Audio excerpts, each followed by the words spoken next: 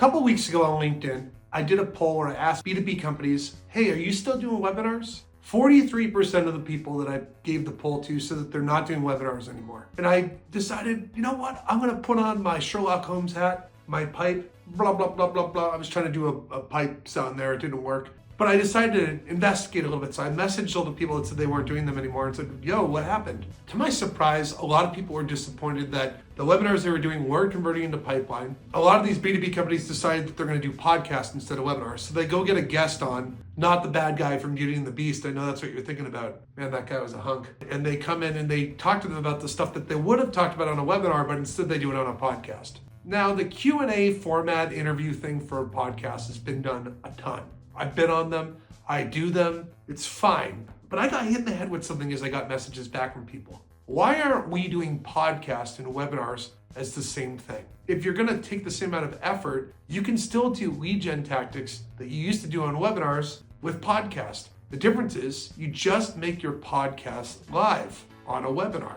Well, you're probably thinking, I need to make assets. I need to make a landing page. I need to make copy. I need to write a bunch of emails to promote it. Here's the trick. Do a podcast with somebody. Get that partner to also promote it to their list, and both companies can just email their audiences links to come to the podcast, the live recording, or the webinar, or whatever the hell you want to call it. Each partner can do a dedicated email to their list, and whoever clicks and goes to the live stream can count as a registration. Then you can give that person, that partner that's coming on, your list of people that clicked and they can give you theirs. And you just did a lead exchange to try and build up your audience. The content that you do in that podcast or webinar literally can go out on a podcast feed afterward. You did the live stream, people watched it. You can make it interactive, have people comment on it, and then put those pieces of content together to throw it up on a podcast feed. And now you got distribution. And everyone's obviously going to take clips from a podcast anyway and use it for social. You do the same thing for webinars, just merge the same ideas together. And you got a little lead gen funnel that you can kind of build into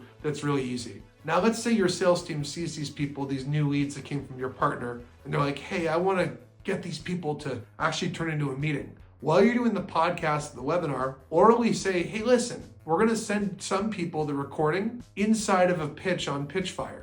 We're gonna pay you money to tell our sales team whether you're interested or not. All you have to do is click in, look at our pitch and say yes or no. And if you're interested, I'll book a meeting with my sales rep. If we're not, just tell us why, and either way you collect some money. You'll see conversions shoot up like crazy doing these podcasts /webinars /webcast /webcast, whatever the hell you wanna call it, because we're merging those two channels into one major channel. Whatever that is, you'll see better ROI.